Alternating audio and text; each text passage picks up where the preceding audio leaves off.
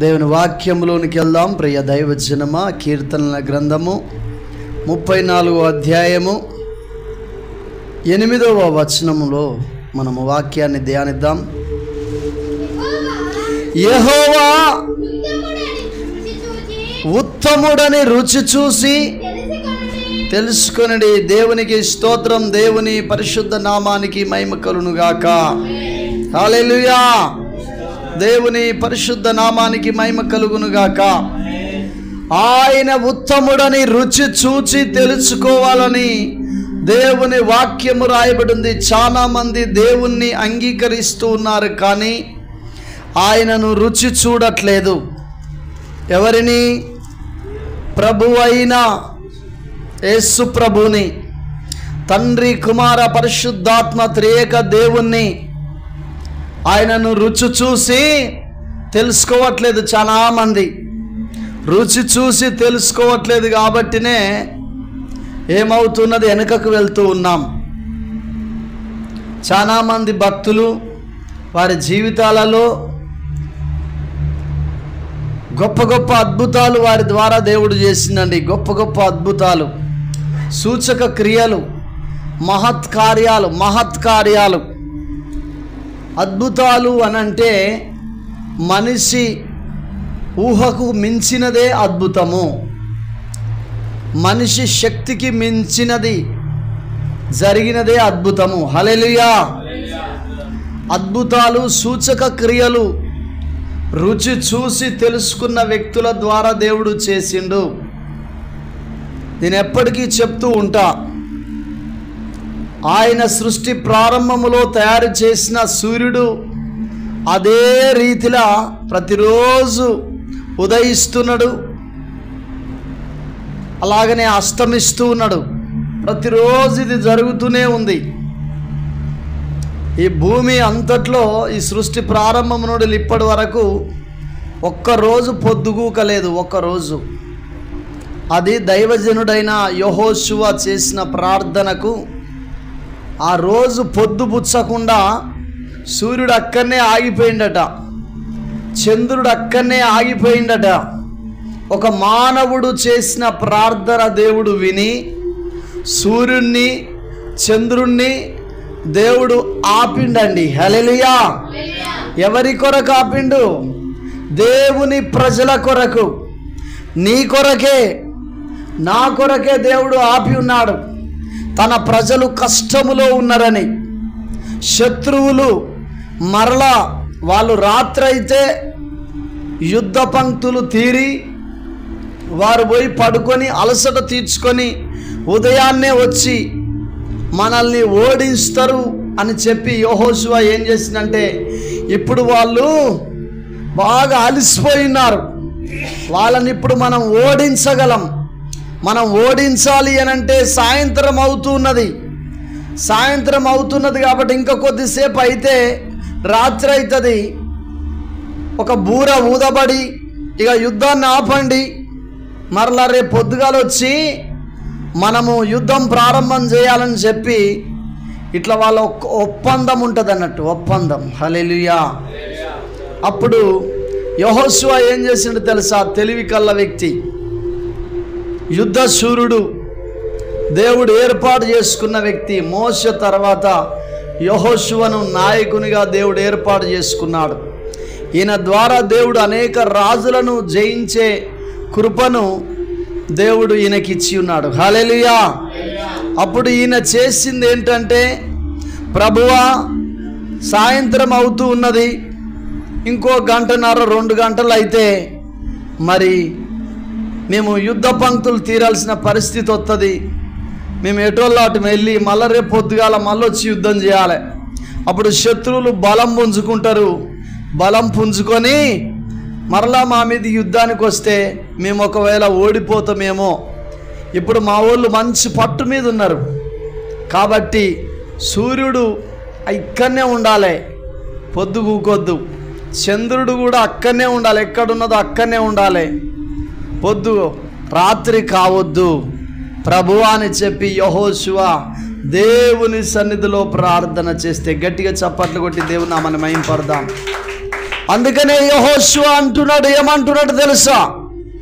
ఇశ్రాయేలుల ప్రజలందరూ కలవరపడి దేవునికి విరోధంగా బ్రతకాలని నిర్ణయం తీసుకుంటున్న సమయములో యెహోషువ గ్రంథములో వాక్యము రాయబడింది. మనకు మీకైతే ఎడమ చేసేడు కావచ్చు, ఎడమ చేసాడా కుడి చేసేడు అక్కడ ఉన్నది. నేను నా ఇంటి వారును యెహోవాను మాత్రమే సేవించదము, ఇక ఆయన తప్ప మా ఇంట్లో ఇంకొకరు లేరు. అసలైన క్రైస్తవుడు అయితే లోకాచారాలలో పాలుభాగస్తుడై ఉండడు. గట్టిగా చప్పట్లు కొట్టి దేవుని నామమున మహిమపడదాం. అందుకనే దేవుణ్ణి రుచి చూసి తెలుసుకోవాలి, రుచి చూడాలి, లోతులోనికి రావాలి. నిండా మునిగిన వ్యక్తి కాట చలి ఉండదట. ఈడి వరకే నీళ్ళలోనికి పోయి ఈడి వరకే నీళ్ళలోనికి పోతే పైన మొత్తము ఎట్లుంటుంది, చలి పెడతా ఉంటుంది. ఇక మునగాలంటే భయం అవుతా ఉంటుంది. హల్లెలూయా. నువ్వు దూకుడే అలా దూకాలంతే. గట్టిగా చప్పట్లు కొట్టి దేవుని నామమున మహిమపడదాం. ఫస్ట్ ఏది ఏమైనా దూకాలంతే. హల్లెలూయా. దేవుని పరిశుద్ధ నామానికి మహిమ కలుగునుగాక. యెహోషువ ప్రార్థన చేసినాడు, పాలు తేనెలు ప్రవహించు దేశానికి మమ్మల్ని తీసుకొని వెళ్తున్నావు, మమ్మలను భయంకరమైన ఘోరమైన స్థితి నుండి 10 అద్భుతములు చేసి, మామూలు అద్భుతాలు కాదు, పేన్లు వచ్చినాయట ఐగుప్తు దేశానికి.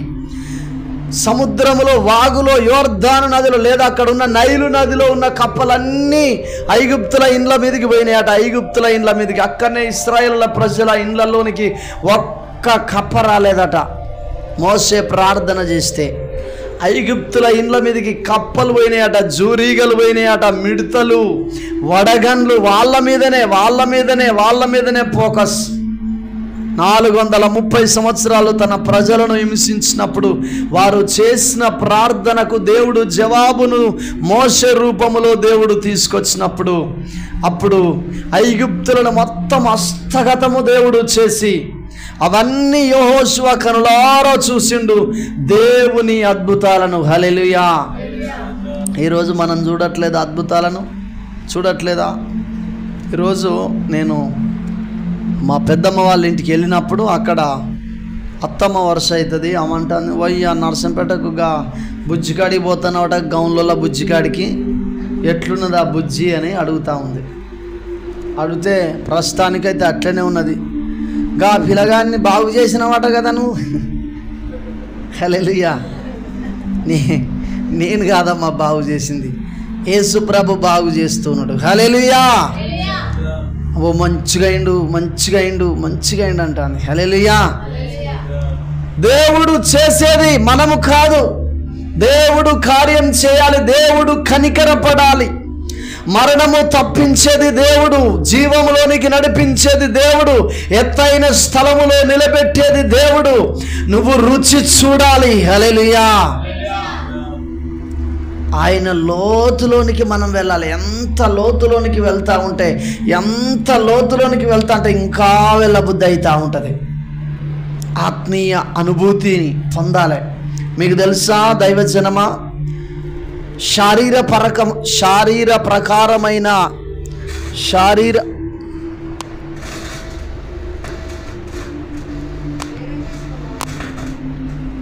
హల్లెలూయా 3 ఉంటాయి.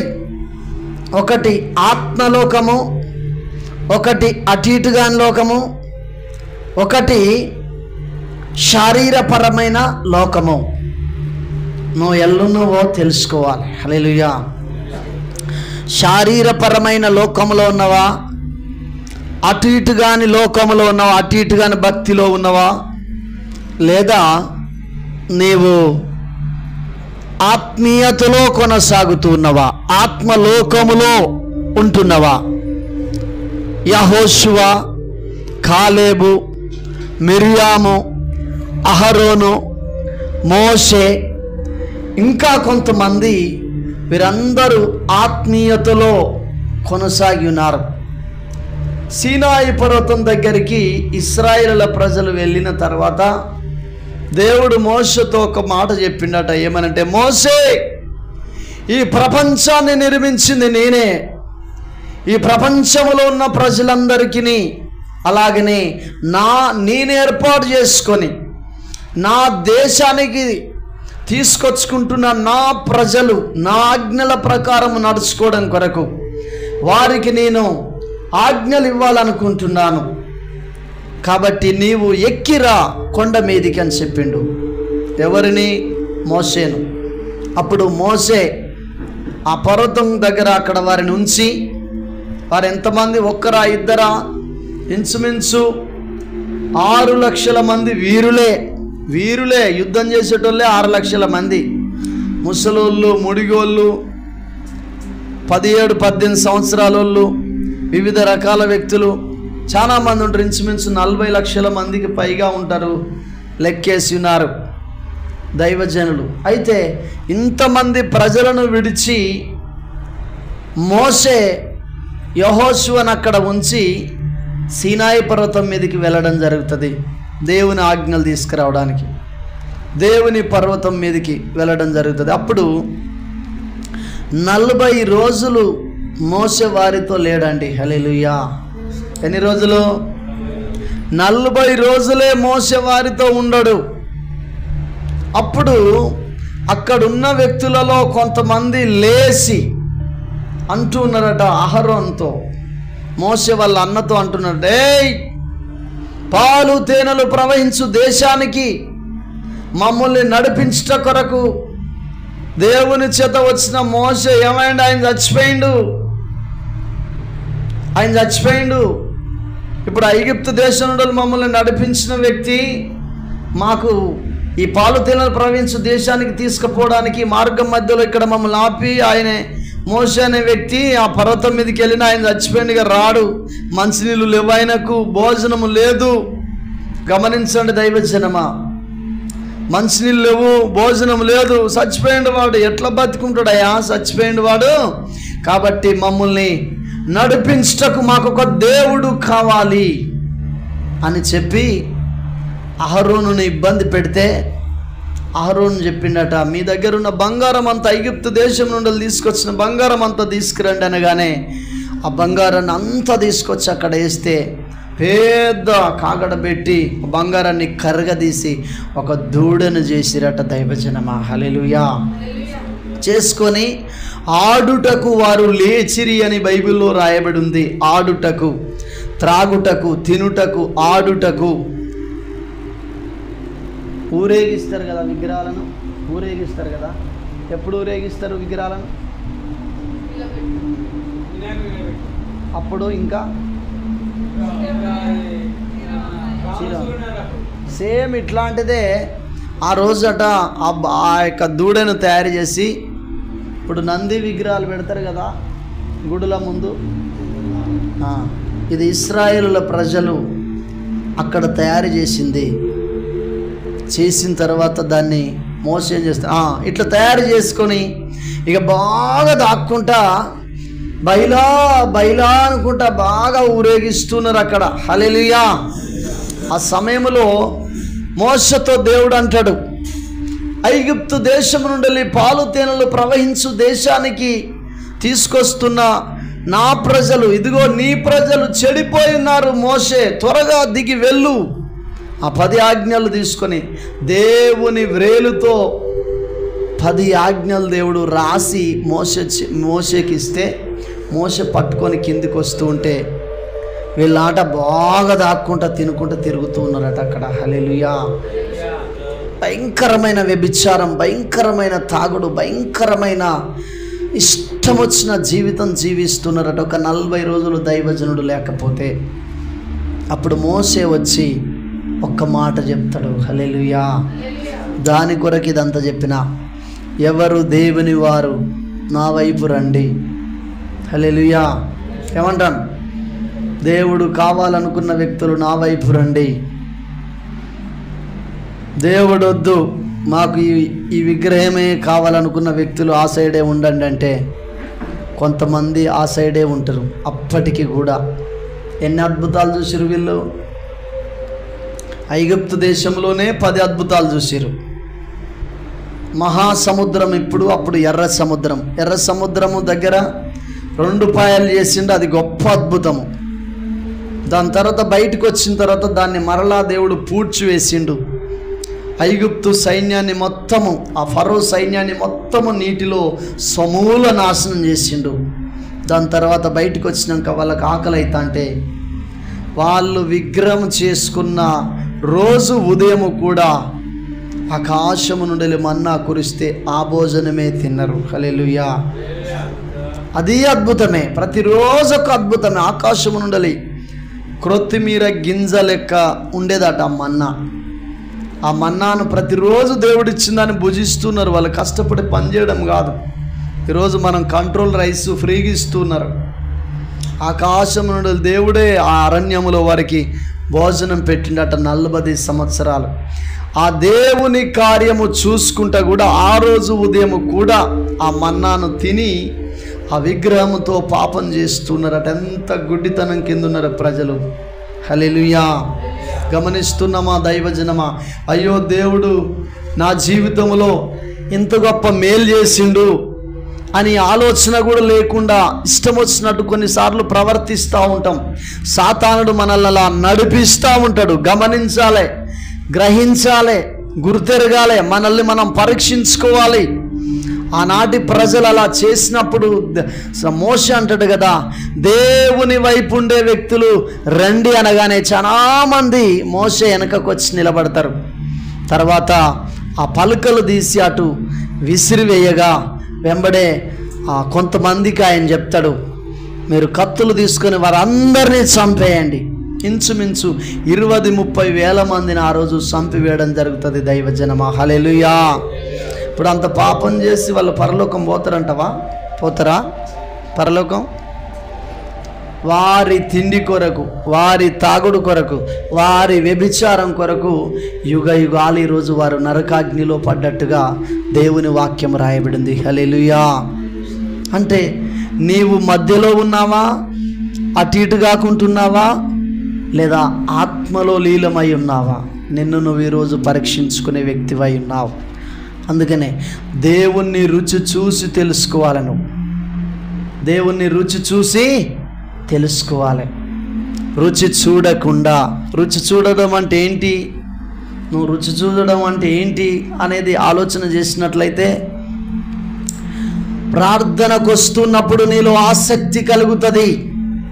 పరిశుద్ధాత్మను పొందడం కొరకు తప్పిస్తావు. అపోస్తుల కార్యము 2వ అధ్యాయములో పేతురు చేసిన పనేంటి అంటే దేవునితో నిలబడాలి, దేవుడు నడిచినట్టు నడవాలి, దైవ చిత్తానుసారంగా నేను ముందుకెళ్ళాలి అని అనేక సార్లు పేతురు యేసు ప్రభు బ్రతికి ఉన్న రోజులు అనేక సార్లు అనుకున్నాడు, కానీ తను నిలబడలేకపోయినాడు. దైవజనమా, హల్లెలూయా.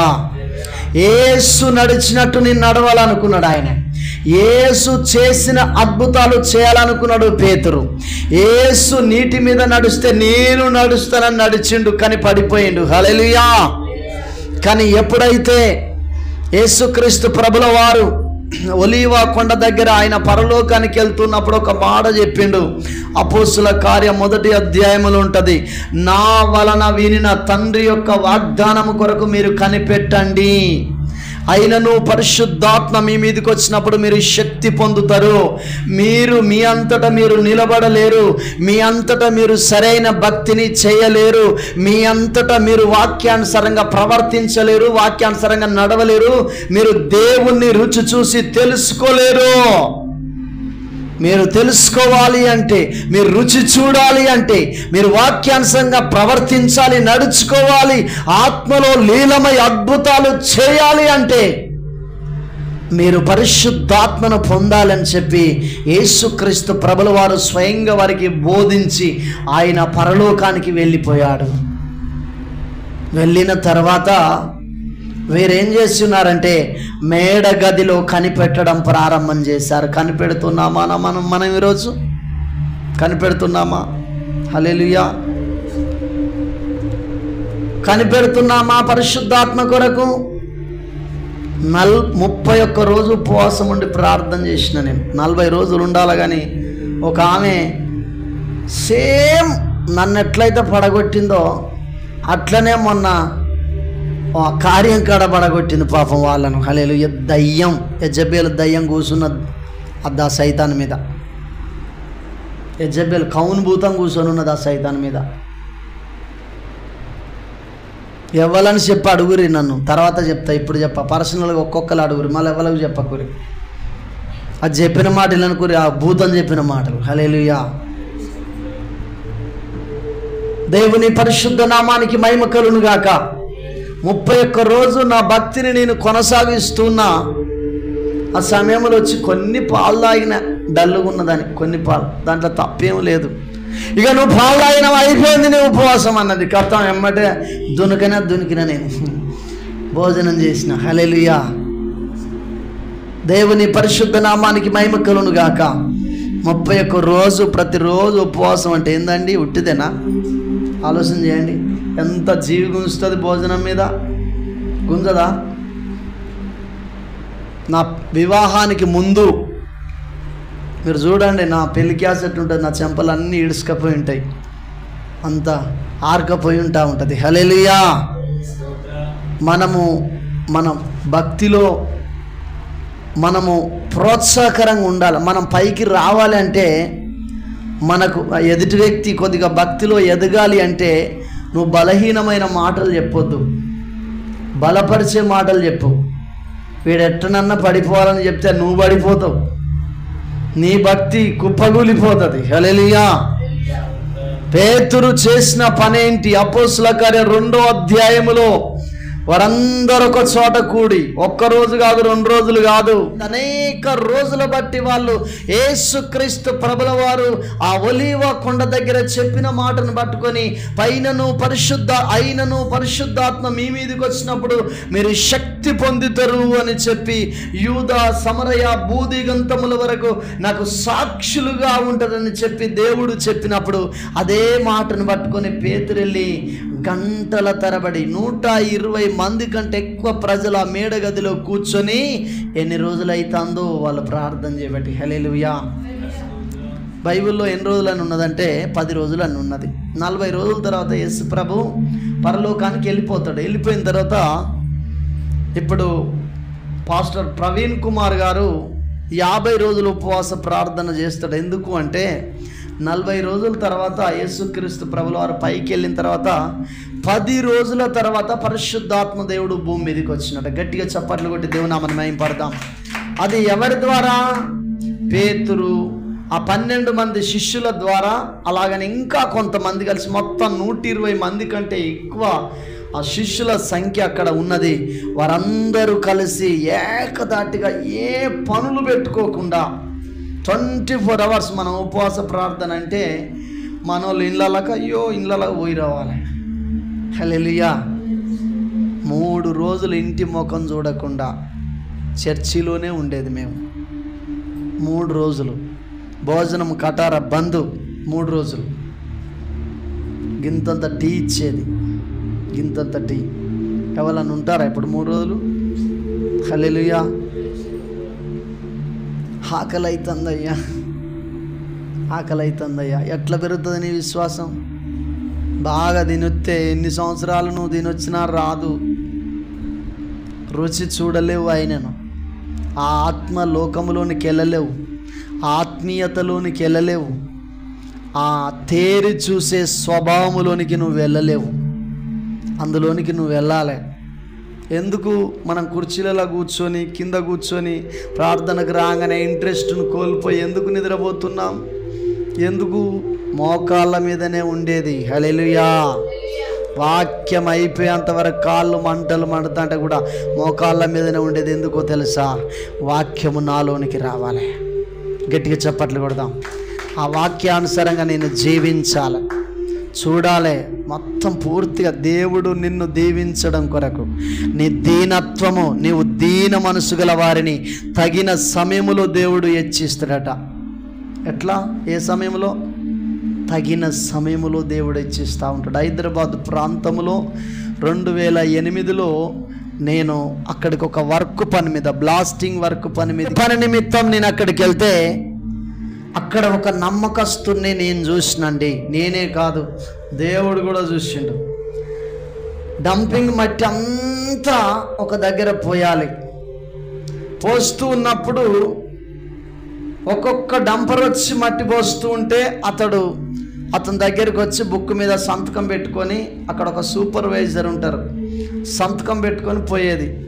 పోతున్నప్పుడు ఒక ఆయన తన దగ్గరికి వచ్చి అన్నాడట, అయ్యా నాకు ఒక 4 ఎక్కువ రాయండి, నీకు 2 ఇస్తా, నాకు 2 అన్నాడట.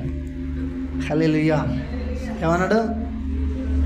4 ట్రిప్పులు ఎక్కువ రాయి, నీకు 2 నాకు 2 అని చెప్పంటే, నేను రాయను. ఏమవుతుంది, ఆ పైసలు వస్తాయి, నువ్వు ఈ జీతం ఎంత? అప్పుడు 5,000 రూపాయలు సూపర్వైజర్కి. 5,000 రూపాయలు గిది ఏమవుతుంది, రాదు. అయ్యో అంటే, లేదు నేను నమ్మకంగా ఉండాలన్నాడు ఆయన. కొద్ది రోజుల తర్వాత ఆయన నమ్మకత్వాన్ని చూసి, మేము అక్కడనే ఉన్నాము, ఇంకా రాలేదు, ఒక స్పెండర్ ప్లస్ బండి, HF డీలక్స్ బండి ఆయన కొనిచ్చిరండి. గట్టిగా చప్పట్లు కొట్టి దేవునామని మహిమపడదాం. ఆఫ్టర్ ఆల్ మనుష్యులే తనలో నమ్మకత్వాన్ని చూసి తనకు ఒక అద్భుతమైన ఒక గిఫ్ట్ను అనుగ్రహించిరు. బైబిల్లో ఏమనున్నా తెలుసా? నమ్మకమైన వానికి మెండైన దీవెనలు కలుగునని రాయబడింది. నీ దీనత్వము దేవుడు చూస్తాడు, నీ నమ్మకత్వాన్ని దేవుడు చూస్తాడు, నీ ఆసక్తిని దేవుడు చూస్తాడు, నీ పట్టుదలను దేవుడు చూస్తాడు, నిన్ను పరిపూర్ణతలోనికి దేవుడు తీసుకొస్తా ఉంటాడు. గట్టిగా చప్పట్లు కొట్టి దేవునామని మహిమపడదాం. పరిపూర్ణతలోనికి తీసుకొస్తా ఉంటాడు ఆయనే. నువ్వు ఈడుకొచ్చి ఆవలింపులు తీసుకునుకుంటా వాక్యాన్ని చక్కగా వినకపోతే పరిపూర్ణతలోనికి వస్తావా? రావు. వేలాది నదులంత విస్తార తైలము నీకిచ్చిన చాలునా, గర్భఫలమైన నా జ్యేష్ఠ పుత్రుణ్ణి నీకిచ్చిన చాలునా, ఏడాది దూడలనా వేలాది పొటేలనా, నీవు చేసిన ఉపకారములకు నేనేమి చెల్లింతును, నీవు చేసిన ఉపకారములకు నేనేమి చెల్లింతును, విరిగి నలిగిన బలియాగముగను నా హృదయమర్పింతును, విరిగి నలిగిన బలియాగముగను నా హృదయమర్పింతును, రక్షణ పాత్రను చీబుని నిత్యము నిన్ను వెంబడించేదము. రక్షణ పాత్రను చేత పట్టుకొని ప్రభు అయిన యెహోవా దేవుణ్ణి వెంబడించాలి దైవజనమా. హల్లెలూయా. ప్రతిరోజు నీవు దేవుని సన్నిధికి వచ్చిన ప్రతిసారి ఒక అత్యాసక్తి పరుని వలె దేవుని సన్నిధిలో కూర్చొని లేచి వెళ్తున్న వైపు వారు కానీ, నిద్రపోయేటల వైపు కానీ, నిర్లక్ష్యంగా చూస్తున్న వారి వైపు కానీ ఇలా చూడక నువ్వు ఆసక్తితో దేవుణ్ణి వెతకాలి, ఆశతో దేవుణ్ణి చూడాలి. దుప్పి నీటి వాగుల కొరకు ఆశపడినట్లుగా దేవా నీ కొరకు నా ప్రాణము ఆశపడుతున్నది. 42వ కీర్తనలో లేఖనం అంటుంది, నా ప్రాణము తృష్ణగొనుచున్నది అంటున్నారు వాళ్ళు. 42వ కీర్తన 1వ వచనము, దుప్పి నీటి వాగుల కొరకు ఆశపడినట్లు దేవా నీ కొరకు నా ప్రాణము ఆశపడుచున్నది. నా ప్రాణము దేవుని కొరకు తృష్ణగొనుచుని. ఇలాంటి తృష్ణ నీలో ఉన్నదా దైవజనమా? ఇలాంటి ఆశ నీలో ఉన్నదా దైవజనమా? ఇలాంటి ఆశ, ఇలాంటి తృష్ణ నీలో లేకపోతే వెతకాలి దేవుణ్ణి, వెతకాలి దేవుణ్ణి. పరమ గీతాలలో దేవుని వాక్యము సెలవిస్తా ఉంది, షలోమితి ఆయనను వెతుకుతూ రాజవీధులలో వీధులలో అనేక స్థలాలలో వెతికి ఆమె కనుగొన్నది. గట్టిగా చప్పట్లు కొట్టి దేవునామని మహింపడదాం. ఆమె కనుగొన్నది. ఈరోజు నీవు దేవుని సన్నిధికి వచ్చిన తర్వాత నీకు ఆవలింపులు వస్తున్నాయా? నీకు నిద్ర వస్తుందా? నీవు ముఖం కడుక్కొని వచ్చి దేవుని సన్నిధిలో కూర్చొని మనసులో ప్రార్థన చేసుకుంటూ దేవుని వాక్యాన్ని వినాలి, నీవు వెతకాలి దేవుణ్ణి. ఒక మాట నీ హృదయములో తాకుతుంది. గాలం వేసినప్పుడు ఒక చేపను ఏ రీతిలో అయితే పట్టుకునే గాలము బయటకు వస్తూ ఉంటుందో అదే రీతిలా నువ్వు దేవాలయానికి వచ్చినప్పుడు ఒక వాక్యము ద్వారా పట్టుబడి నువ్వు వెళ్ళాలి. ఆ వాక్యము నీలో క్రియారూపాన్ని దాలుస్తూ ఉంటుంది. ఆ వాక్యము నీలో కార్యసిద్ధి కలుగజేస్తుంది. ఆ వాక్యమే కృపా సత్య సంపూర్ణుడుగా ప్రభువైన యేసుక్రీస్తు కాబట్టి ఆది యందు వాక్యముండును, వాక్యము దేవుని యొద్దుండును, వాక్యమే దేవుడై ఉండెను, ఆ వాక్యమే శరీరధారిగా కృపా సత్య సంపూర్ణుడిగా ఈ లోకానికి వచ్చాడు. నీలో ఉన్నాడు ఆయనే. ఆయన నీలో ఉండి నీతో నీ ఇంటికి వచ్చిన తర్వాత జక్కయ్య ఇంటిలో సమాధానము, జక్కయ్య ఇంటిలో నెమ్మది, జక్కయ్య ఇంటిలో ఇదిగో ఆత్మీయ కరువు తొలగిపోయింది. జక్కయ్య ఎంతగానో రుచి చూసి తెలుసుకున్నాడు. హల్లెలూయా. ఒక దాహముతో, ఒక దప్పికతో, ఒక ఆశతో వెక్కి మేడ్చటకి కూర్చున్నాడండి పొట్టివాడైన జక్కయ్య. యేసు ప్రభును చూడాలి, యేసు ప్రభును చూడాలని వెళ్ళిండంతే, ఇంటికి తీసుకుపోవాలని కాదు. కానీ ఆయనలో ఉన్న ఆశను చూసిన సృష్టికర్త అయిన ప్రభు అయిన యేసుక్రీస్తు ప్రభుల వారు తన గృహానికి వెళ్ళిండు, తన హృదయములోనికి వెళ్ళిండు. గట్టిగా చప్పట్లు కొట్టి దేవునామని మహింపడదాం. తరతరాలు కూడా ఈరోజు జక్కే గురించి చెప్పుకుంటున్నారంటే, ప్రతి గృహ కూడికలో జక్కే గురించి మాట్లాడుతున్నారంటే ఆయనలో ఆ రోజు కలిగిన ఆశ రుచి చూసి తెలుసుకున్నాడు యెహోవా ఉత్తముడని జక్కయ్య. హల్లెలూయా. నీవెలా ఉన్నది నీ భక్తి? ఎలా ఉన్నది నీ ఆత్మీయ జీవితము? నీవు ఆత్మీయతలో ఉన్నావా? అటు ఇటు కాకుంటున్నావా? శరీర పరంగా ఉన్నావా? ఈ మూడిట్లలో ఎల్లున్నావు నువ్వు? ఒకసారి నిన్ను నువ్వు పరీక్షించుకోవాలి. అనేక రోజులు నువ్వు దేవాలయానికి వస్తున్నావు, అనేక సార్లు కష్టపడి సంపాదించిన సంపాదనలో నుండి కొన్నిసార్లు నువ్వు ప్రథమ ఫలం తెస్తున్నావు, కొన్నిసార్లు రైస్ తెస్తున్నావు, కొన్నిసార్లు వంట సామాగ్రి తెస్తున్నావు, ఇంకా వివిధ రకాల విలువైన సంపదను దేవుని సన్నిధి తెస్తున్నావు. కానీ నీ భక్తిలో క్లారిటీ ఉందా? దేవుని వాక్యం అంటుంది నువ్వు కానుక ఇవ్వడమే కాదు, కానుక కాదు ఆయనకి ఇంపార్టెంట్. కానుక ఇయ్యమని చెప్పిండు కానీ కానుకే ఇంపార్టెంట్ కాదు. దైవజనమా, నీ హృదయాన్ని చూస్తున్నాడు ఆయనే. ఇర్మియా గ్రంథములో దేవుని వాక్యం అంటుంది, హృదయము అన్నిటికంటే మోసకరమైనది, అది ఘోరమైన వ్యాధి గలది, దాన్ని గ్రహించగలవాడు ఎవ్వడు లేడట, దేవుడు తప్ప. ఎవడైతే దాన్ని క్యాజ్యెత్తడో,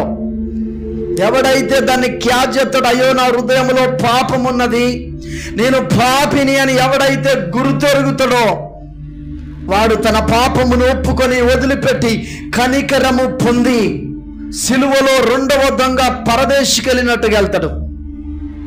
లేకపోతే అంతే సంగతులు. హల్లెలూయా. శాస్త్రులు పరిసయ్యులలో నీతి లేదు, సద్దుకరీలలో నీతి లేదు. వారి వైపు చూసి అంటున్నాడు, అయ్యో శాస్త్రులారా, పరిసయ్యులారా, సద్దుకరీలారా, మీరు వెళ్ళరు, వెళ్ళే వ్యక్తులను వెళ్ళనీయరు, వారి ఎదుట ఉన్న పరలోక ద్వారములు మీరే మూసేది. హల్లెలూయా. కొంతమంది సీనియర్ క్రైస్తవులుగా చెప్పుకుంటున్న బిడ్డలు పందులకు పీదిన నేర్పేది వాళ్ళే. పరిశుద్ధతలోని నడిపించవలసిన వ్యక్తులై ఉండి వారు కూడా అలా పరిశుద్ధతలో నడవాలనే ఆలోచన వారికి లేక, అయ్యో మేమెక్కడ నడవలసి వస్తుందోనని తప్పుడు బోధను, తప్పుడు మాటలను చెప్పి ప్రజలను తప్పు మార్గములు నడిపిస్తున్నారు. బహుఘోరమైన శిక్ష. ఎందుకు నాకు అన్ని శ్రమలు వస్తూ ఉంటే కూడా నేను సేవలోనికి రాకుంటున్నాను అంటే వాక్యము సెలవిస్తా ఉంది. అపోస్తులుడైన పౌలు ద్వారా బోధకులమైన మనము కఠినమైన తీర్పు పొందకుండానట్లు అనేకులు బోధకులు కాకుండి దైవజనమా అని అక్కడ రాయబడి ఉంది. దేవుడు పిలిచినప్పటికీ నిర్లక్ష్యముగాను ఎందుకు ఆలస్యం చేసి ఉన్నాము అంటే కఠినమైన తీర్పు మాకే ఉంటుంది.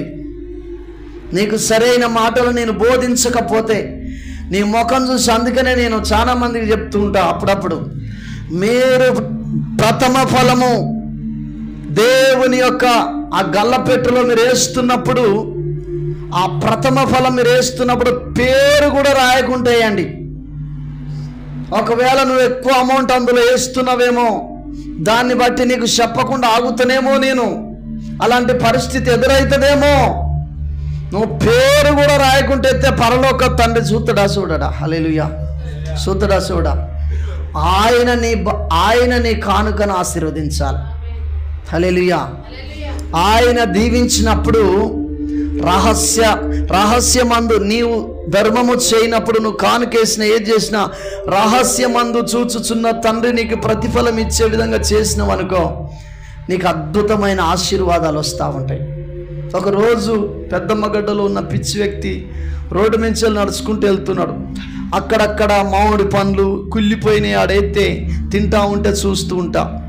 టమాటాల కుప్పలు, కుళ్ళిపోయిన టమాటాలు తీసుకొచ్చి ఆడ పోస్తూ ఉంటే చూస్తూ ఉంటా.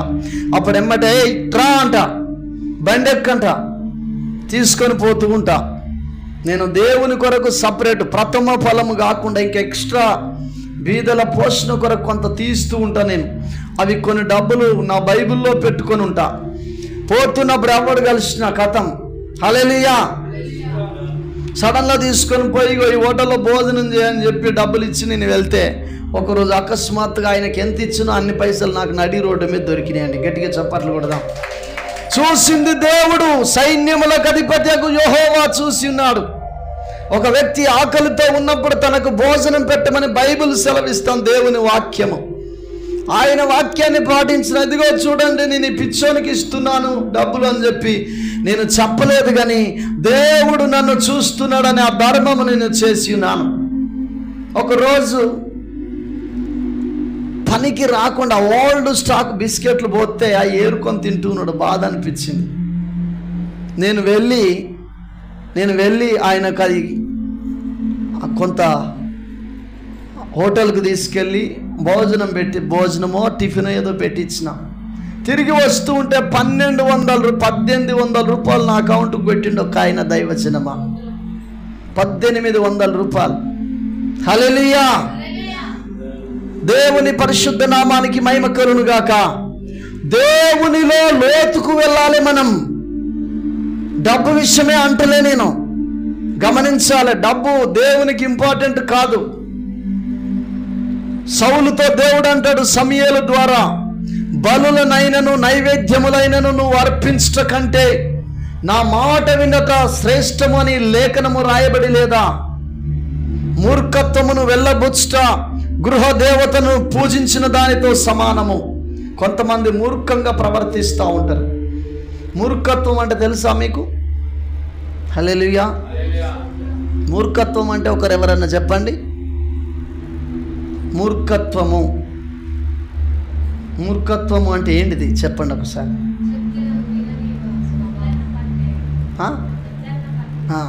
నువ్వు ఎంత మూర్ఖునిరా. సౌలు దేవుడు ఏదైతే చెప్పిండో దానికి విరోధంగా చేసిందట. ఇది వద్దన్న పని చేయటం మూర్ఖత్వం. అప్పుడంటే నువ్వు గృహదేవతను పూజిస్తున్నావు. నీ ఇంట్లో గృహదేవత లేకపోవచ్చు, కానీ నువ్వు మూర్ఖంగా ప్రవర్తిస్తున్నావు కాబట్టి ఆటోమేటిక్గా నీ ఇంట్లో లేకపోయినా నీ ఇంట్లో ఉన్నది గృహదేవత. హల్లెలూయా. ఇక ఇంట్లోకి వెళ్ళి ఎక్కడికి వచ్చింది?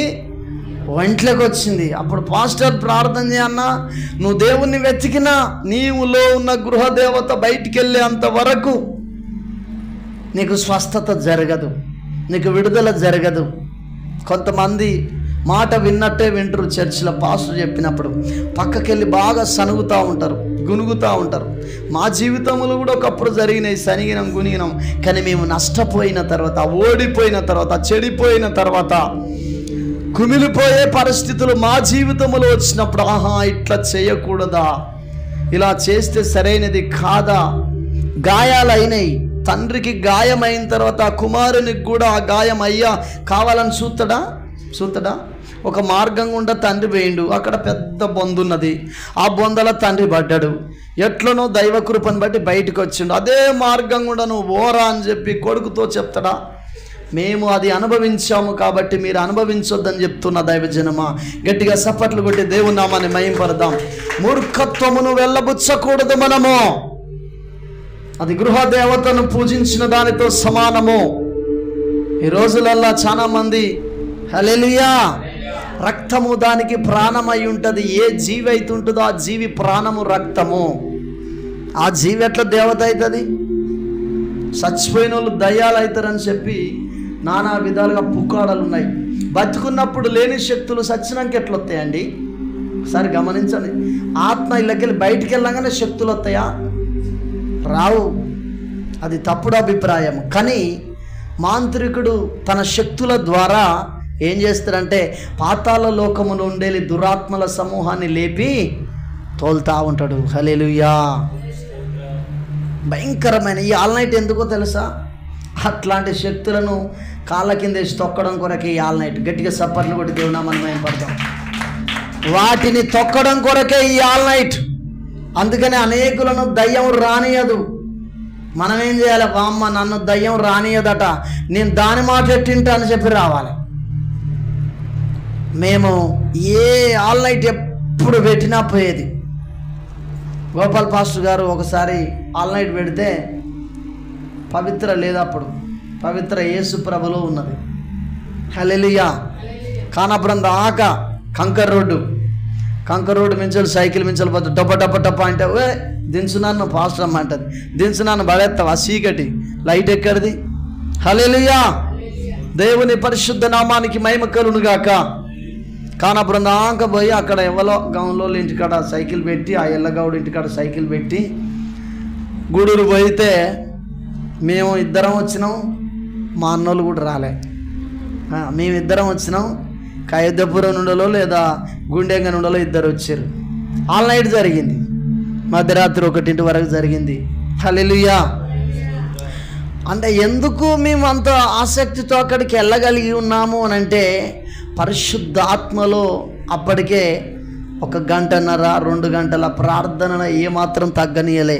ప్రార్థన ఇప్పటికి కూడా నాకు బాగా ప్రార్థనలు ఉంటే ఆ ప్రార్థనను బట్టి నా ప్రార్థన తగ్గిందంటే నేను మధ్యాహ్నం పూట నన్ను భర్తీ చేసుకుంటా. అట్లా చేసుకుంటారా మీరు ఎవరైనా భర్తీ?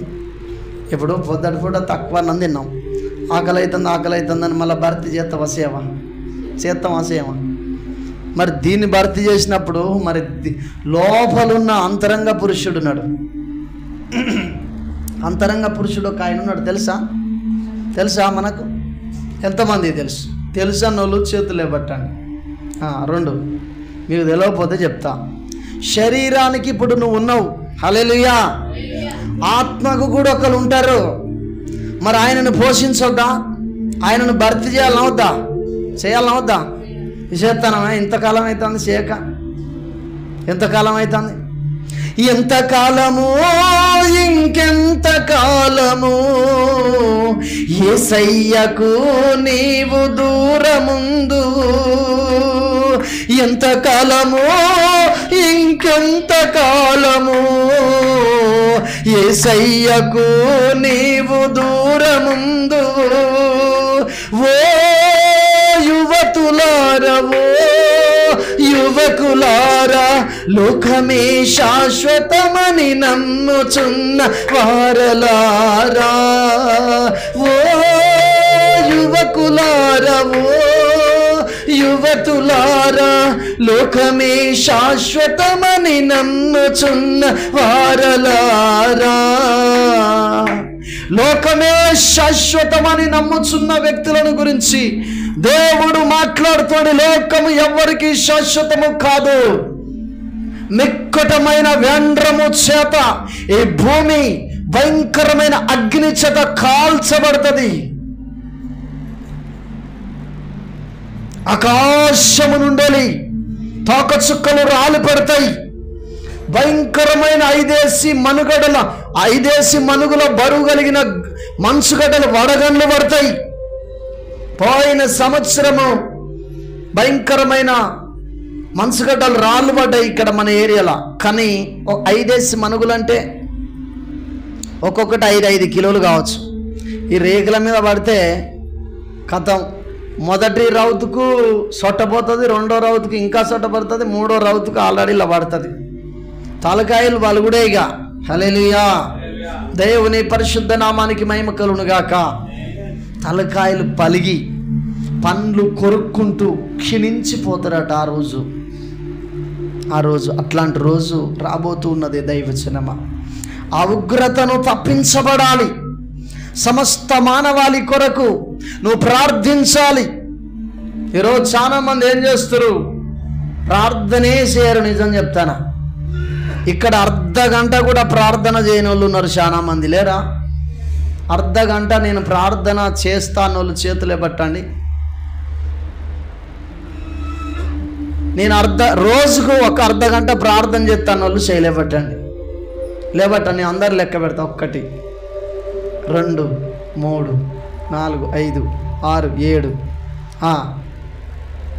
నేను గంట సేపు ప్రార్థన చేస్తా రోజు, కానీ వాళ్ళు చేతులేబట్టండి. 1 గంట సేపు. 2 అమ్మ నువ్వు లేవ చేయవా? గంట అంటే 3 అయితే లేచిరు. నేనైతే ఖచ్చితంగా చేస్తా. అంటే కడములంతా ఎంత ఉంటుంది? 10 నిమిషాలు చేసేటోళ్ళు లేవట్టండి. 1 2 నువ్వు 10 నిమిషాలు కూడా చేయవారా? మరి లేవట్రాలే. అమ్మా ఏది సంపత్ ఎంతసేపు చేస్తావు ప్రార్థన? గంట పైనే. మరి గంట అన్నప్పుడు లేబట్టాల, గంట కంటే ఎక్కువ అన్నట్టే ఇక. హల్లెలూయా. చూడండి, మీరు ఒకసారి గమనించండి. పేతురుతో దేవుడు చెప్పిన మాట ఏంటి? యేసు ప్రభుతో నడుస్తున్నాడు పేతురు యేసు ప్రభుతో నడుస్తున్నాడు. గమనించండి, పేతురు యేసు ప్రభుతో నడుస్తూ ఎందుకు అనేక సార్లు పడిపోయిండు? ఎందుకు పడిపోయాడు? ప్రార్థన జీవితం లేకనే. గట్టిగా చప్పట్లు కొట్టి దేవుని నామమున మహిమపడదాం. మీరు ప్రతిరోజు ప్రార్థనకు వచ్చిన వాక్యాన్ని విన్నా, మీరు గనక ప్రార్థనలో లేకపోతే వాక్యం మీలో నిలబడి ఉండదు. మీరు వాక్యానుసారంగా బ్రతకలేరు. ప్రతిరోజు పేతురు వాక్యం వినలేదా? విన్నాడా? లేదా? యేసు ప్రభుతో 3.5 సంవత్సరాలు రెయ్యం బగళ్ళు సేవ చేసిండు పేతురు. కానీ అబద్ధం చెప్పిండు 3 సార్లు. నీళ్ళ మీద బుడుగ్గన మునిగిపోయిండు. ఇంకెన్నో 2 అయితే చూపెట్టిండు, అలా రాసి పెట్టాడు. ఇది మాదిరి. హల్లెలూయా. అందుకనే పేతురుతో అంటాడు, ఎక్కడ? గెత్సెమనే తోటల యేసు ప్రభు సిలువకు పోయే ముందు ఇక వీడు ఇంటలేడు, ఇక వీడిని దగ్గరికి పోయే చెప్తా, మరి తర్వాత ఆగమవుతాడేమోనని. పేతురు చూడండి ఆ భాగం ఒకసారి. లూకాసు సువార్త 22వ అధ్యాయము 45-46 వచనం చదవండి. ఆయన ప్రార్థన చాలించి లేచి తన శిష్యుల యొద్దకు వచ్చి, వారు దుఃఖము చేత నిద్రించుట చూచి, మీరెందుకు నిద్రించుచున్నారు? శోధనలో ప్రవేశించకుండునట్లు లేచి ప్రార్థన చేయడని వారితో చెప్పెను. హల్లెలూయా. శోధనలో ప్రవేశం ఎందుకు వస్తాయి శోధనలు? చూడండి, సమస్యలలో చాలా రకాలు ఉంటాయి, శోధనలలో చాలా రకాలు ఉంటాయి. నువ్వు మనస్తాపానికి గురైతో ప్రార్థన చేయకపోతే నువ్వు శారీరపరకంగా పడిపోతావు. నువ్వు ప్రార్థన చేయకపోతే నానావిధ అవస్థలు ఎదుర్కొనే పరిస్థితి ఎదురవుతుంది. హల్లెలూయా. నువ్వు చెడిపోతావు, పడిపోతావు, దిగజారిపోయే పరిస్థితి వస్తుంది. రుచి చూసుడేమో కాదా, వాసన కూడా చూడవు యేసు ప్రభుని. హల్లెలూయా. వాసన కూడా చూడలేవు నువ్వు. ఇంకా రుచి చూసే కాడికి వస్తుందా? వాసన చూస్తే కడుపు నిండుతుందా? రుచి చూస్తే నిండుతుందా? తింటేనే కదా రుచి అనిపించేది. హల్లెలూయా. అందుకనే ఆయన అన్నాడు, నా శరీరాన్ని తిని నా రక్తము తాగువాడు పరలోకాన్ని స్వాతంత్రించుకో. గట్టిగా చప్పట్లు కొట్టి దేవుని నామాన్ని మహింపడదాం. ఇది తెలియక ఆ రోజున్న ఎడ్డోళ్ళు ఎవరు ఇక్కడ ప్రసంగం చేస్తా అంటే మంచి గట్టి ప్రసంగం వస్తుంది. యేసు ప్రభు పరిశుద్ధాత్మ చేత నింపబడి ఈ గట్టి ప్రసంగంలో ఇక చూసినవా నన్నే అంటది రాయలవ్వ. హల్లెలూయా. నిన్న అంటలేనవ్వా, మాట చెప్తాను. హల్లెలూయా. యేసు ప్రభు రొట్టె పట్టుకుని అంటాడు, ద్రాక్షరసం పట్టుకుని అంటాడు, ఏమంటాడు? నా శరీరము తిని నా రక్తం తాగువాడు మాత్రమే పరలోకానికి వస్తాడు, కడుములంతా ఎడిపోతారు, నరకమే పోతారని మాట్లాడతాడు ఆయన. అనగానే ఇక అక్కడ సనుగులు స్టార్ట్ అయినాయి, గునుగులు స్టార్ట్ అయినాయి. ఏంది? గొర్రె మాంసం తినమంటే తింటాం, అవసరం అనుకుంటే బర్రెల మాంసం తినమంటే తింటాం, పాముల మాంసం తినమంటే తింటాం, ఇంకా పందుల మాంసం తినమన్నా తింటాం. కానీ ఈయన మాంసం ఇవ్వడండి తినేది అని చెప్పి వాళ్ళే చెప్పుకుంటారు. వాళ్ళే ఇక ఈయనంత లేరుగా అని చెప్పి అనుకుంటున్నారట. హల్లెలూయా. ఇట్లా అనుకొని ఇక వెళ్ళిపోతూనే ఉన్నారు ఒక్కొక్కడు లేచి. ఇది రుచి చూసిన వ్యక్తులేనా వీళ్ళు? చూసిరా వీళ్ళు? రుచి చూడని వ్యక్తులు వీళ్ళు. అప్పుడు అందరు పోయిన తర్వాత ఎంతమంది మిగిలిరు? 12 మంది మిగిలిరు. అప్పుడు వారి వైపు చూసి మీరు కూడా పోతారా మరి అని అనగానే పేతురు అంటున్నాడు, దైవజనమా, అయ్యా మేము ఎక్కడికి పోగలము, మేము ఎక్కడికి వెళ్ళగలము? మేము సమస్తము విడిచిపెట్టుకుని వచ్చినావు. నువ్వే దిక్కని, నువ్వే అండని, నువ్వే ఆసరని, ఇక మాకు దిక్కెవరు లేరు, నువ్వే నిత్య జీవం ఇచ్చేది నీవే కదా అని పేతురు అంటున్నాడు. అప్పుడు వారికి చెప్తున్నాడు వివరించి, ఈ రొట్టె నా శరీరము. గట్టిగా చప్పట్లు కొడదాం. ఈ పాత్రలో ద్రాక్షరసము నా రక్తము, దీన్ని నన్ను జ్ఞాపకం చేసుకున్నటకు దీన్ని చెయ్యాలి. అప్పుడు బ్రతికిరట వాళ్ళు. హల్లెలూయా. అప్పటి వరకు వాళ్ళు కూడా పిసుకుంటా ఉన్నారు చేతులు ఇట్లా.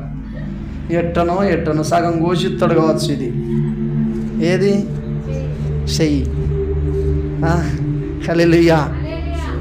ఆయన మీదే ఉన్నదండి కండ. 40 రోజులు గాలి పీల్చుకొని బతికిండు ఆయన కూడా. 40 రాత్రులు 40 పగళ్ళు ఆయనే ఉపవాసం ఉండి ప్రపంచంలో ఉన్న మనుషులందరి కొరకు ఆయన కూడా ఉపవాసం ఉండి ప్రార్థన చేసిండు యేసు ప్రభు. ఉదయం నుండి మధ్యాహ్నం 12 గంటల దాకా కూడా భోజనం లేదు ఆయనకు. ఎవరి దగ్గరికి వచ్చినప్పుడు? సమరయ స్త్రీ దగ్గరికి వచ్చినప్పుడు ఆయన ప్రసంగం చేసిన తర్వాత, అయ్యా రొట్టె తింటావా అని అంటే, నాకు కావాల్సిన ఆహారం వేరే ఉన్నదని అన్నాడు ఆయన. అక్కడ కూడా భోజనం చేయలే. ఏమున్నది ఆయన మీద కండ. హల్లెలూయా. దేవుని పరిశుద్ధ నామానికి మహిమ కలుగునుగాక. నిజంగా ఎప్పుడైతే మంచి వాక్యం మీకు అందిస్తామో మటన్తో భోజనం చేసినట్టు ఉంటుంది నాకు. హల్లెలూయా. ఆరాధన మంచిగా జరిగి మీరు మంచిగా వాక్యం విని మీకు మంచిగా నేను వాక్యం బోధించినప్పుడు, ఆత్మదేవుడు నన్ను వాడుకున్నప్పుడు నాకు ఒక తృప్తి అనిపిస్తుంది. ఇంటికాడ ఎల్లిపాయ కారం వేసుకొని తిన్నా కానీ కడుపు నిండినట్టు ఉంటుంది. హల్లెలూయా. కొద్దిగా వాక్యం క్లియర్గా చెప్పని పరిస్థితులు ఎదురైనా, ఆరాధనలో కొద్దిగా తృప్తి చెందకపోయినా, వారమంతా కలవరము, వారమంతా బాధ. అయ్యో సరిగ్గా ఆరాధనలో నడిపించలేదు, అయ్యో సరిగ్గా ఈరోజు నేను మెసేజ్ అందించలేకపోయాను అని బాధ కలుగుతూ ఉంటుంది. హల్లెలూయా. మీకు అనిపించదా? ఎందుకని? ఎట్లా? అయ్యో నా కొడుకు గంత దూరం పోయే, సద్దిల మామిడికాయ పచ్చడి వేస్తూ అనిపిస్తుందా అనిపేదా? హల్లెలూయా, అనిపిస్తుందా అనిపేదా? మీ అందరికి కూడా సరైన వాక్యాన్ని అందించకపోతే మాకు కూడా ఇక్కడ ఆవేదన కలుగుతూ ఉంటుంది. లోపల ఉంటాడు ఆయన, నువ్వు సరిగ్గా మాట్లాడలేదురా యెహోషువ, నువ్వు సరి అయిన భోజనం నా పిల్లలకు పెట్టలేదురా అంటాడు. అందుకనే దేవుని సన్నిధిలోకి వచ్చి గంటల తరబడి దేవుని సన్నిధిలో కూర్చొని ఈ మాటలను అందించడం కొరకు, ఈ గంట కొరకు గంటల తరబడి దేవుని సన్నిధిలో కూర్చొని ఈ మాటను తీసుకొని వచ్చినప్పుడు ఇక మీ సోలాటం మీకే ఉంటే ఎంత బాధ అనిపించాలా? మాకు అనిపిస్తుందా అనిపించదా? హల్లెలూయా. ఎవరు అర్థం చేసుకుంటారంటే ప్రార్థనా పరులే అర్థం చేసుకుంటారు. గట్టిగా చప్పట్లు కొడదాం. దేవుని మనస్సును ఎవరు అర్థం చేసుకుంటారంటే ప్రార్థనా పరులే. మోసే ప్రార్థనా పరుడు. దేవునిలో ఏమున్నదంటే, అయ్యో ఈ ప్రజలు నేను ఐగుప్తు దేశం నుండి తీసుకొని వస్తున్నాను, వీళ్ళు ఇక్కడికి రాగానే ఎంత చండాలమైన అలవాటు కలిగి ఉన్నారు, ఎంత దరిద్రపు అలవాటు కలిగి ఉన్నారు ఏంది వీళ్ళు. హల్లెలూయా. ఎంత దరిద్రపు అలవాటు కలిగి ఉన్నారు ఏంది, వీళ్ళు బతకొద్దు కానీ ఏం చేయను అని లోపల ఉన్నది దేవునిలో. కానీ బయటికి మోసతో ఏమంటున్నాడు? మోసే జరుగు పక్కకు, వీళ్ళ నాశనం చేస్తా నేను. ఐగుప్తు దేశంలో 430 సంవత్సరాలు వీళ్ళు బానిసలుగా ఉన్నారు, స్వతంత్రమే లేదు. 10 రూపాయలు వీరు సంపాదిస్తే 5 రూపాయలు వానికి, 5 రూపాయలు వీళ్లకు. అంత కఠినమైన, అంత భయంకరమైన శిక్షను అనుభవిస్తూ వీరి సంపాదన కూడా వీరు తినలేకుండా ఉంటే వీరిని తీసుకొని వస్తా అంటే వీళ్ళు పరితగించి ప్రవర్తిస్తున్నాడు. జరుగు అంటే ఈయన మనస్సులో ఏదైతే ఉన్నదో మోసే అర్థం చేసుకొని మోసే అంటా ఉన్నాడు, నానా ఒక్కసారి నేను చెప్పి తింటావా నానా, దండం పెడతా, బాంచను కాల్మొక్తా. రుచి చూసిండు ఆయనను. హల్లెలూయా. ఒక్కసారి ఒక్క మాట చెప్తింటావా? దుమ్ము ధూళితో సమానమైన వ్యక్తిని నేను, నీ పాద ధూళిని వాంఛను, దండం పెడతా, ఒక్కసారి నేను చెప్పేది వింటావా అంటే చెప్పు మోసే అంటాడు. హల్లెలూయా. ఒక స్నేహితుడు నాతో అన్యుడుగా ఉండి కూడా దేవుని బిడ్డ కంటే ఎక్కువ సాహసం చేసే వ్యక్తి ఎవరంటే కొండపురం మహేష్. మంచిగా మాట్లాడుతూ ఉంటాడు, ఏ లోపము లేకుండా, ఏ స్వార్థము లేకుండా మాట్లాడుతూ ఉంటాడు. స్నేహితునితో స్నేహితుడు, సన్నిహిత స్నేహితుడు మాట్లాడినట్టుగా మోసతో దేవుడు మాట్లాడేదట. భూమి మీద అట్లా దేవునితో మాట్లాడిన నరుడు ఇంకొకడు పుట్టలేదట బైబిల్లో. హల్లెలూయా. ఇప్పటికి కూడా పుట్టలేదట. అంత దేవుని మనస్సు మోస అర్థం చేసుకున్నాడు. నువ్వు అర్థం చేసుకుంటున్నావా? బాగా కోపం వస్తే 10 మంది అక్కడ ఉన్నా, ఎక్కడిది దేవుడు, ఇంకా దేవుడు ఎక్కడిది ఇంకా. హల్లెలూయా. మోస అంటాడు, అయ్యా ఐగుప్తు దేశం నుండి నీ ప్రజలను పాలు తేనెలు ప్రవహించు దేశం తీసుకుపోతానని ఐగుప్తుల ముందే నువ్వు వాగ్దానం చేసినావు కదా నీ పిల్లలకు. నీ పిల్లలందరూ ఏం చెప్పుకొని వచ్చారు అక్కడ? మేము మా దేశానికి పోతున్నాం, మా దేవుడు మా దేశానికి తీసుకుపోతాడని నీ ప్రజలందరూ సంకలు కొట్టుకుంటూ వచ్చిరయ్యా. ఇప్పుడు మధ్యలో నువ్వు చంపేస్తే వీళ్ళను వాళ్ళు ఏమనుకోవాలి? అవ్వ ఇంత పేరని అంత పేరని ఇంత పేరని అంత పేరని తీసుకుపోయిండు వాళ్ళ దేవుడు వాళ్ళను, ఆయనకు శాత కాలేదురా, మధ్యలో చంపేసిండ్రా అని అనుకోరా అని దేవునికి ఆలోచన చెప్తున్నాడట మోసే. హల్లెలూయా. ఈరోజు ఎగేసేటోళ్ళు ఉన్నారు, పుల్లలు నాశనం చేయడం కొరకు పుల్లలు ఎగేసేటోళ్ళు ఉన్నారు. బిలాం ఏం చేసిండు తెలుసా? ఇదే ప్రజలు వెళ్తుండగా బాలాక్ అనేటోడు వచ్చి బిలాముకు బంగారం ఆశ చూపెడితే దేవుని ప్రజల నాశనము కొరకు దేవుని ప్రజల రహస్యం చెప్పిండు. కానీ మోసే అట్లాంటి వ్యక్తి కాదు. మోసే ఇశ్రాయేలుల ప్రజల మేలు కొరకు దేవుని సన్నిధిలో బ్రతిమలాడుకున్నాడు. ఏమని చెప్తున్నాడో తెలుసా? అవసరం అనుకుంటే జీవ గ్రంథములో నుండి నా పేరైనా తీసేయి, కానీ వీళ్ళను మాత్రం కాపాడయ్యా. అని చెప్తే అప్పుడు దేవుడు అంటా ఉన్నాడు, మోసే నువ్వు పోతానవు కదా బిడ్డ ఇక వాళ్ళతోటి, నేను మాత్రం రాను. నువ్వు రాకపోతే నేను ఎట్లా పోతానయ్యా? నువ్వు ఉన్నప్పుడు వాళ్ళకి ఆకలి అయితే అన్నం పెట్టినావు, నువ్వు ఉన్నప్పుడు వాళ్ళకి ధూపైతే మనుషులు ఇచ్చినావు, వారికి మాంసం తినబుద్ధి అయితే వారికి పూరెలను కురిపించినావు, పాములు కొడతా అంటే ఇత్తడి సర్పం చేయమని చెప్పి కాపాడినవు, ఇంకా వివిధ రకాలుగా నువ్వు కాపాడినవు. మరి నువ్వు రానంటే ఎట్టయ్యా అని చెప్పంటే, నేను రాను కానీ మోసే నా సన్నిధి నీతో వస్తుంది. గట్టిగా చప్పట్లు కొట్టి దేవుని నామాన్ని మహిమపడదాం. హల్లెలూయా. దేవుని పరిశుద్ధ నామానికి మహిమ కలుగునుగాక. నా సన్నిధి నీతో వస్తుంది. 121 కీర్తనలో వాక్యం అంటుంది, ఆయన నీడగా ఉన్నాడట మనకు. నీడగా. నీ నీడ నిన్ను వదిలిపెట్టి పోతుందా? ఎప్పుడు పోతుందో చెప్పండి. నీడ నిన్ను చుట్టూ వెళ్తురున్నప్పుడే పోతుంది. అంతే కదా. ఈ వెలుతురు ఎవరు? దేవుడే. మళ్ళా దేవుడు మొత్తం నిన్ను ఆవరించిన తర్వాతనే ఈ నీడ పోతుంది. అంతే తప్ప అప్పటిదాకా నీడ నిన్ను వదిలిపెట్టిపోదు. అట్లనే దేవుడు కూడా నీతో ఉంటాడట. గట్టిగా సప్పట్లు కొట్టి దేవుని నామాన్ని మహిమపడదాం. నువ్వు భయపడతా ఉంటావు, నువ్వు దిగులు పడతా ఉంటావు. ఆయనను అమితంగా ప్రేమించాలి. రాత్రి ఒంటరిగా నువ్వు వస్తున్నాను, నీతో ఉంటాడు. ఆయనే నీతో ఉంటాడు. ఈరోజు నేను ఒక స్థలానికి వెళ్తుండగా మధ్యరాత్రి నేను వస్తున్నప్పుడు నాతో రాత్రి మధ్యరాత్రి ఆ ప్రమాదం నుండి తప్పించడం కొరకు నాతో మాట్లాడింది ఆ ప్రమాదం నుండి తప్పించడం కొరకే కాదట. ఆయన అంటున్నాడు నాతో, హల్లెలూయా, నువ్వు మధ్యరాత్రి ఒక్కను వస్తావు కదా బిడ్డ, శవాల గడ్డ దగ్గర నుండి వస్తావు కదా, నీతో నేను మాట్లాడితే ఆ ప్రమాదం నుండి నువ్వు తప్పించబడ్డ తర్వాత దేవుడు నాతోనే ఉన్నాడు కాబట్టి ఈ శవాల గడ్డలో కూడా నువ్వు ధైర్యముగా వస్తావని చెప్పి నీతో మాట్లాడినంటాడు ఆయన. గట్టిగా చప్పట్లు కొడదాం. ఆయన మాట్లాడితే వివిధ రకాల ప్రయోజనాలు ఉంటాయి మన జీవితంలో, గొప్ప మేలులు ఉంటాయి. టేస్ట్ చేయాలి, ఆయనను టేస్ట్ చేయాలి. ఈ మాట రాసుకున్నది ఎవరో తెలుసా? కీర్తనకారుడైన దావీదు. ఆయనే ఒక అబీమెలెకు రాజు అనే వ్యక్తి. ఆయనను పట్టుకున్న తన సైనికులు పట్టుకొని చంపాలని రాజసన్నిధికి తీసుకెళ్తే దావీదు అంటున్నాడు, ఇప్పుడు నేనేం చేయాలి? నువ్వు నన్ను అభిషేకించినావు, ఇశ్రాయేల్ దేశం మీద నన్ను రాజుగా చేసినావు, అభిషేకించినావు.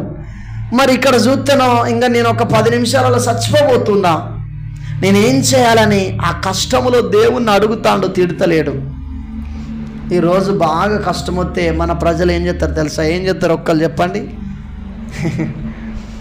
ఈ దేవుని మీద మన్నువడా, దేవునికి నేను కనపడతలేనా, నా పిల్లలు కనపడతలేరా, నీ గుళ్ళ మన్ను పోయా, ఇదే ఏడుపున్నది. హల్లెలూయా.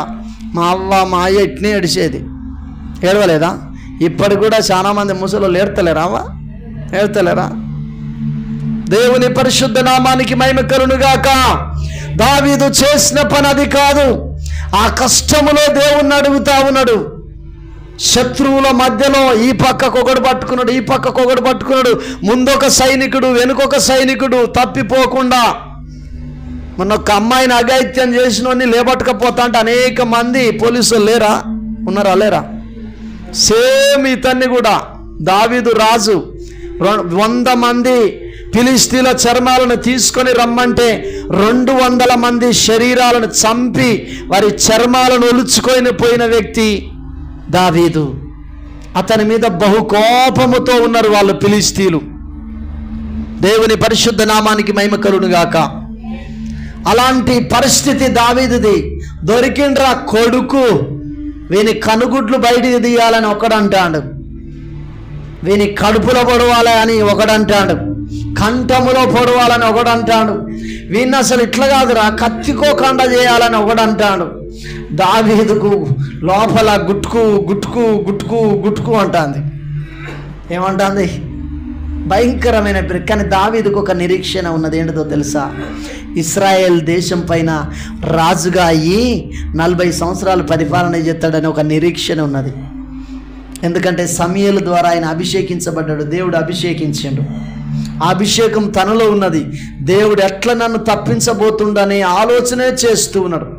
మీకు మొన్న సాక్ష్యములో చెప్పిన, ముక్కు గుండా రక్తము కారి కారి మింగి మింగి మింగి మింగి అంతా అట్లనే మింగి మింగి చివరికి ఎంజిమ్ పోయిన తర్వాత అక్కడ ముక్కు నిండా దూదులు పెట్టి శ్వాస ఆడని స్థితిలో ఉన్నప్పుడు చచ్చిపోతాడు కావచ్చు, రక్తము తక్కువ కాకపోతే అని నా సడ్డుకుడు ఆ పాస్టర్ అంటున్నప్పుడు వాళ్ళతో నేను చెప్తున్న మాట ఏంటంటే, నేను చచ్చిపోను, దేవుడు నన్ను బ్రతికిస్తాడు, సేవలో నన్ను వాడుకుంటాడు అని చెప్పి గట్టిగా చప్పట్లు కొట్టి దేవుని నామాన్ని మహింపడదాం.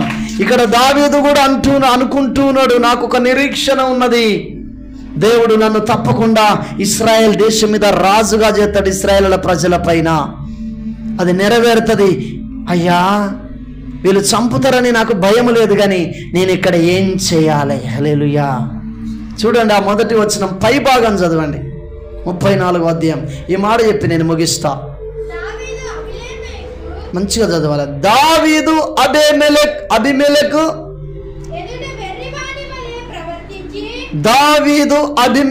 ఎదుట వెర్రివాని వలె ప్రవర్తించి అతని చేత తొలివేయబడిన తర్వాత అతడు రచించిన కీర్తన. గట్టిగా సప్పట్లు కొట్టి దేవుని నామాన్ని మహింపడదాం. దేవుడు చెప్తున్నాడట, దావీదు ఒక పిచ్చోని వల్ల ప్రవర్తించు. ఎట్లనట? దావీదుకి అప్పటికే ఇంత గడ్డం పెరిగి ఉన్నది, తూ తూ తూ అని మీద ఉంచుకున్నాడు. ఇది అంతా గడ్డం మీద మొత్తం నురిగే. అప్పటికి ఎన్ని రోజులు అవుతుందో దావీదు అన్నం తినక. చూడండి, పొద్దుటి నుండి 11-12 గంటల దాకా అన్నం తినకుండా నువ్వు బాగా మాట్లాడు, నోటి నిండా తెల్లటి పేరుకుంటుంది, నురుగు ఇట్లా వస్తా ఉంటుంది. సేమ్ ఇదే నురుగు ఈ పక్కున్నది ఇట్లా అని కారుతాండి వీడికి. ఇదంతా కారుతా అంటే ఊరేక వీడు ఇంతసేపు చూస్తే మంచిగానే ఉన్నాడు, అరే వీనికి పిచ్చోడు అయినట్టున్నారు రా, వీని పొడతాం కడతాం అని అంటే, ఏదేమైతే రాజు దగ్గర తీసుకపోతే రాజు ఉరిశిక్ష ఎత్తాడు వీనికి అని చెప్పి అంటే ఇంకా సొల్లు కారుతాడు. ఏయ్ నడువు అని చెప్పి అనగానే టక్కున పక్కకు పోయి డోర్కు కాలు ఇట్లా పెట్టి గీతలు గీస్తాండట, దాని మీద వచ్చిదే గీ గీ గీ గీ గీ గీ గీ గీ గీ అని గీతలు గీస్తాడట దావీదు. హల్లెలూయా. అరే పిచ్చి బాగా ముదిరిందిరా వీనికి అని చెప్పగానే తీసుకొని పోగానే ఏమంటలేడు పాపం. ఈ పిచ్చోనెందుకురా తీసుకొచ్చింది ఇక్కడికి? రాజు సన్నిధిలో పిచ్చోళ్ళకు స్థానం లేదు, పోండి పోండి పోండి. రాజు ఏది చెప్తే వాళ్ళు చచ్చుకుంటా తినాలిగా, మళ్ళా మారుత్తరం ఇయ్యొద్దు. తీసుకుపోయి అటు ఎత్తేసిరట దావీదుని. అక్కడ నుండి దావీదు లేచి పోతూ ఉంటే దేవుడు ఇస్తున్నాడట ఈ 34వ కీర్తన. గట్టిగా సప్పట్లు కొట్టి దేవుని నామమున మహిమపడదాం. అందులోనే రాస్తున్నాడు, యెహోవా ఉత్తముడని రుచి చూసి తెలుసుకొనుడి. ఆపత్కాలమందు నీవు నాకు మొరపెట్టు, నేను నీకు ఉత్తరాన్ని ఇస్తా. ఆపత్కాలములలో ఉన్నప్పుడు దేవుని సన్నిధిలో ప్రార్థన చేయాలి. వీళ్ళను కలుసుకోండు కాదు, ఫస్ట్ నీ సృష్టికర్తను కలుసుకో. ఆయన నీకు ఒక జవాబు చెప్తాడు, నీ మెదడులోనికి ఆలోచనను పంపిస్తాడు. దాని ప్రకారం నువ్వు నడుచుకున్నప్పుడు వాడు ఆ టానిక్ దేవుడు చూపించిన తర్వాత నేను ఆ టానిక్ కొరకు పోతే వాడు అన్నాడు కాదు, దీంతో శాశ్వతమైన పరిష్కారము ఉండదు అన్నాడు వాడు. అప్పుడు నేను మనసులో నా అంతరాత్మ చెప్తాను, వీడు చెప్పేది నాకు, నేను చెప్పేది అంటాడు ఆయన. హల్లెలూయా. నేను చెప్తాను కదా, నువ్వు తెచ్చుకో, నువ్వు నడు అని అన్నాడు. 3-4 టానిక్లు అది ఉపయోగించిన. పప్పు అంటే నాకు చాలా ఇష్టం, అడుగు అప్పుడప్పుడు అక్కగిట్లు వచ్చేస్తుంది. అంతకుముందు పప్పు గింత తినగానే ఇంత ఉబ్బేది, కడుపు ఇంత ఉబ్బేది, బాగా గ్యాస్ వచ్చేది, భయంకరమైన కడుపు ఉబ్బేది, బిర్రగా పెట్టినట్టు ఉండేది. మరి ఎక్కడివా? హల్లెలూయా. ఎక్కడివా? అదంతా ఆయన స్వస్థపరిచిండు. కేవలం ఇది దేని కొరకంటే నా విశ్వాసం కొరకు దీన్ని ఇచ్చిండు అంతే. హిజ్కియాతో 15 సంవత్సరాల ఆయుష్ పొడిగించిన తర్వాతనే అంజూరపు పండ్ల ముద్ద కట్టు బిడ్డ అన్నాడు అంతే. హల్లెలూయా. చూడండి 38వ అధ్యాయం యెషయా గ్రంథములో ఉంటుంది, 5వ వచనం చదవండి.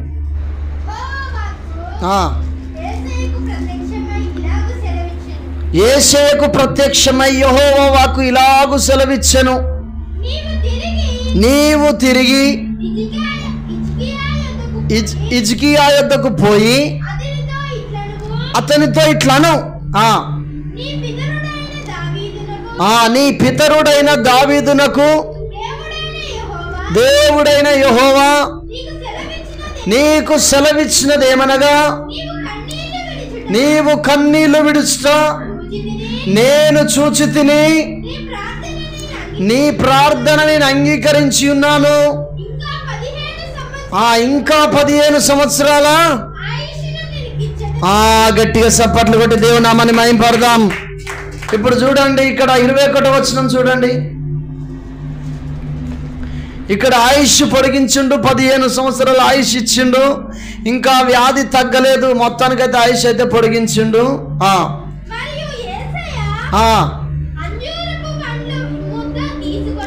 మరియు యేషయ్య ద్వారా ఆ యొక్క హిజ్కియాతో యేషయ్య చెప్తున్నాడు, దేవుడు చెప్పిండు. యేషయ్య వచ్చి హిజ్కియాతో అంటున్నాడు, అంజూరపు పండ్ల ముద్ద తీసుకొని ఆ పుండుకు కట్టాలని. గట్టిగా చప్పట్లు కొట్టి దేవుని నామాన్ని మహిమపడతాం. ఏ పుండు? రాచ పుండు కావచ్చు, రాచ పుండు, హల్లెలూయా. లేదా క్యాన్సర్ పుండు కావచ్చు. పాస్టర్ అమ్మ చెప్పింది, కొండపర్తి గ్రామంలో ఒక ఆయన కాలుకు పురుగు లాంటిది గుట్టి తినుకుంటా పోయిందట, మొత్తం బుర్ర అయిందట లోపల. ఈ సంసూదేసి చంపాలన్నారట. అప్పుడు వాళ్ళ తల్లి కర్ణపురం తీసుకెళ్ళిందట ప్రార్థనకు. తీసుకొని వెళ్ళి ప్రార్థనలు చేయడం, ఇట్లనే నెలల తరబడి ప్రార్థన చేయడం ప్రారంభం చేస్తే చంపబడాలనుకున్న ఆ వ్యక్తి బాగుపడి దేవుని కృపలో వర్ధిల్లినట్టు. గట్టిగా చప్పట్లు కొట్టి దేవుని నామాన్ని మహిమపడదాం. ఇక్కడ హిజ్కియా కూడా భయంకరమైన క్యాన్సర్ పుండు కావచ్చు, అది కురుపు అని ఉంటుంది. కురుపు ఒకవేళ క్యాన్సరే అనుకుంటాను నేను. అది ఈ అంజూరపు పండ్ల ముద్దను దంచి దాన్ని కట్టినట. ఇది కేవలము మనుషుల విశ్వాసం కొరకే, కానీ లోపల ఉన్నదాన్ని దేవుడే తీసేసిండు. గట్టిగా చప్పట్లు కొట్టి దేవుని నామాన్ని మహిమపడదాం. సేమ్ నా జీవితంలో కూడా ఇదే వాక్యాన్ని దేవుడు బయలుపరిచిండు. నిన్ను బాగు చేసిన బిడ్డ కేవలం నీ విశ్వాసం కొరకే. నూనె ఎందుకు రాసి ప్రార్థన చేయాలి తెలుసా? ప్రార్థన చేయగానే గతం పోతాగానే విశ్వాసం అనిపించదు. ఈ నూనె తబ్బో ఏదో రాసిండు, అమ్మ అయితే బాగుపడతానే విశ్వాసం ప్రజల్లో పుట్టించడం కొరకే నూనె రాసి ప్రార్థన చేయమని బైబిల్లో రాయబడి ఉంది. దైవజనమ హల్లెలూయా. నూనెలో లేదు శక్తి, దేవుని యొద్ద ఉన్నది శక్తి. హల్లెలూయా. దేవుని పరిశుద్ధ నామానికి మహిమ కలుగునుగాక. ఆ దేవుని శక్తి పైన ఆధారపడాలి. దేవుని శక్తి పైన, మన శక్తి పైన కాదు, మన బలం పైన కాదు ఆధారపడేది. నీ దగ్గర డబ్బులు ఉన్నప్పటికీ నువ్వు ఒక వ్యాపారం చేస్తున్నప్పుడు నువ్వు దేవుని సన్నిధికి వెళ్ళి ఇది నేను చేయాలా వద్దా, ఇది నేను చేయాలా వద్దా అని దేవుణ్ణి అడిగినప్పుడు దేవుడు నీకు ఒక ఆన్సర్ పంపిస్తాడు. దాని ప్రకారము నువ్వు నడిచినప్పుడు అది మొదట కొద్దిగా ఉండినను తుదకు మహాభివృద్ధి చెందుతుంది. గట్టిగా చప్పట్లు కొట్టి దేవుని నామాన్ని మహిమపడదాం. నీవు పవిత్రుడవై యథార్థవంతుడవైన ఎడల, నువ్వు దేవుణ్ణి జాగ్రత్తగా వెదికిన ఎడల, నీ నీతికి తగినట్లు నీ నివాస స్థలమునైనా వర్ధిల చేస్తాడు. నువ్వు మొదట కొద్దిగా ఉండినను తుదకు మహాభివృద్ధి చెందుతావు. మహా అంటే గొప్పగా అట్లా చేసే దేవుడు నా దేవుడు. మరి రుచి చూస్తున్నామా? మనం రుచి చూసి తెలుసుకుంటున్నామా? హల్లెలూయా. నామకార్థమైన క్రైస్తవులుగా ఉండొద్దండి, అది నిన్ను పరలోకం చేర్చదు. ఇప్పటికైనా నేను చెప్తున్నా, ఈరోజే మోకరించి తలలు వంచినట్లయితే ఈరోజే మోకరించి, ప్రభువా ఇప్పటి వరకు నీ నామకార్థమైన క్రైస్తవురాలుగా ఉన్నా, నామకార్థమైన క్రైస్తవునిగా ఉన్నా, నేను నిన్ను సరిగ్గా టేస్ట్ చేయట్లే. పూర్వకాలపు నేను చూడండి, ఏలియా గారు ప్రార్థన చేసినప్పుడు వర్షం ఆగింది. నా జీవితంలో దైవజనుల సమక్షంలో నేను చేస్తే కూడా ఆగింది వర్షం. మరి ఆయన చేసింది ఆగింది, నేను చేస్తే ఆగింది. మరి అప్పుడున్నది ఇప్పుడున్నాడు అలేడా? హల్లెలూయా. దేవుడు ప్రేరేపిస్తున్నాడు. యెహోషువ ప్రార్థన చేయి ప్రార్థన అంటాడు. వామ్మో ఇక్కడ చేస్తే పరువు పోతుందేమో అని నేను అనుకుంటాను అప్పటికి. హల్లెలూయా. ఏమన్నా పరువు పోతుందేమో. ఈ ఈతలకి నా ప్రార్థన చేయించండి, ఏది ఆగిందా అని అంటాడేమోనంటే దేవుడు బలవంత పెడతా ఉన్నాడు. అప్పుడు నేను అనుకున్న, ప్రభువా ఇది నీ ప్రేరేపణే అని మోషే, ఆనందరాజ్, చందుపాల్ పాస్టర్ వాళ్ళ సమక్షములో మంగళార్పేటలో ప్రార్థన చేసినప్పుడు 3 నుండి 5 నిమిషాల లోపట్లనే వర్షం ఆగిపోయింది. గట్టిగా చప్పట్లు కొట్టి దేవునామని మహింపడదాం. నేను ఎందుకు చెప్తున్నా దైవజనం అంటే, ఆయనను రుచి చూడాలి, ఆయన లోతులోనికి వెళ్ళాలి. ఆ లోతులోనికి, ఆత్మీయ లోతులోనికి వెళ్ళినప్పుడు నిన్ను దేవుడు ఎత్తైన శిఖరాలకు తీసుకెళ్తాడు, దావీదును తీసుకెళ్ళినట్టు. తలలో ఉంచినట్లయితే ప్రార్థన చేసుకుందాం. Thank you Jesus, thank you lord.